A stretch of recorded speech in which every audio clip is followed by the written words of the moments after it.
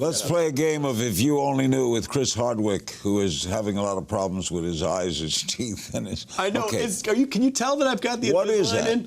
Invisalign, look, I worked on cable for 20-some years, and now I'm working on network television. I just started doing a show on NBC. I'm like, I'm just going to straighten up my bottom teeth. What are you doing on NBC? I'm doing a show called The Wall. Oh, you're on The Wall? Yeah, The Wall. Are you the host? I am. Yeah. I saw that once. Yeah, I'm an executive producer and a host on that show. I'm glad you saw it. Who's behind that show? Me, LeBron James. LeBron James. Yeah, yeah. LeBron's a great guy. He's the best. The best. The absolute best. I don't know anything about sports, but I know who LeBron is. How much money have you given away on The Wall? Millions. Millions. I mean, It's a great idea, and when you get those people... Yeah. And they got to confront, will they do this or will they do that? And you spend the whole episode learning about who they are. It's very interviewy because you're kind of opening them up and seeing who they are as people, and they're all good people and you really care about them. I love The Wall. Oh, I'm so glad. Thank you. I'm so glad. So I'm trying to straighten out these guys, and so I was like, oh, I'll just get Invisalign, but now I feel like a teenager. I'm gonna tell Mom. I just feel like I don't know if I'm talking right, so I apologize. You're really on a roll, Chris. I am? Okay, well, thank you. We'll play a little game of If You Only Knew. Let's do it. What was your funniest fan encounter? Of me being a fan of someone, or someone else being a fan of me? You.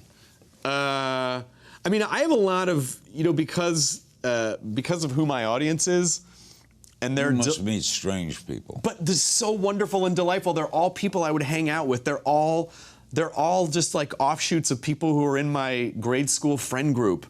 And so, especially at Comic-Con when people are dressed up, I mean, if I'm dressed up as one character and someone is dressed up as another character from that same thing, that's really fun. Do you dress as a character? Of course. Who did you dress as? Oh, I've dressed as Marty McFly, Luke Skywalker, Texas Ranger, characters from video games. Last year I dressed as Eleven from Stranger Things.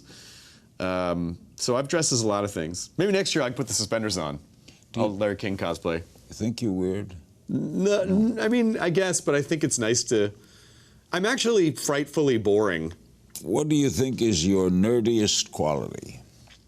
My nerdiest quality... I mean, it probably is my insect collection. I have a collection of insects, like a collection of framed insects and vintage taxidermy. Dead insects? Yeah, I mean, I wouldn't keep a bunch of live ones around. I know, so how many, do you have all different? Hundreds, and we have a bunch of old taxidermy. I always wanted to live in Your wife likes this? She's into it too. She had the exact same stuff, and so when we got married, we both just doubled our... if you came to our house, it looks like a science museum. Why do you like dead insects? I just think they're beautiful and fascinating, and they reveal so much about, because the turnover rate for insects is so much faster than humans. They evolve, and you can really see how they specialize and how they kind of lock in and adapt to their environment. And You have palmetto bugs? I don't have any palmetto bugs. No, I don't have any palmetto bugs. But in Miami, they're crazy. Oh, crazy. Yeah. I lived in Miami 20 years. I know. City with the best nerd culture. Oh, that's a great question. I mean, Seattle's great. Northern California is great too. Chicago's got a good one.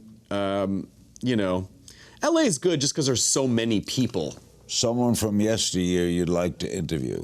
You mean someone who's just passed away, or from Anytime. I always really wanted to talk to Harold Ramis. I met him once. Nice guy. He was the loveliest guy, and he was a guy that I really wanted to get on the Nerdist podcast, and unfortunately we lost him a little ways back, but he's one that I loved. Upcoming sci-fi movie you're looking forward to see? Well, I guess sci-fi horror. It was the movie I was really excited about. Well, this isn't really sci-fi, but I'm so excited for Black Panther. I think Black Panther is going to be an amazing movie. Is that the comic book? It's the comic book, directed by Ryan Coogler. I used to read Black Panther. The footage looks so incredible. Ryan Coogler is amazing, and I'm really excited for that movie. I don't think it comes out till next year. Him? It's Chadwick Boseman, and it's an incredible cast. It's shot so beautifully. We showed footage at Comic-Con. And it was just incredible. When's it coming? It comes out next year. May, maybe? Me. What's Denai this- Guerrero from Walking Dead. Lupita Nyong'o's in it. Like, it's an incredible cast. What's a superpower you wish you had? I wish, like a real superpower, like a social superpower. I wish I were better at parties, talking to people one-on-one. I can do stand-up for 10,000 people, but sometimes when I'm at a party, I'm like, I don't know what to say to these other humans. And what about a suit? I'd like to be invisible. You want to be invisible? That's so funny that you chose to be in front of the camera for so many years. No, but if I could be invisible. If you could be invisible? Or you just see I these could be like floating the suspenders? Shadow. You know, the Shadow was not invisible. The Shadow was not invisible. Did not. He clouded people's minds so they couldn't see him. Who knows what evil lurks in the hearts of That's men? correct. Margot Lane was his girlfriend.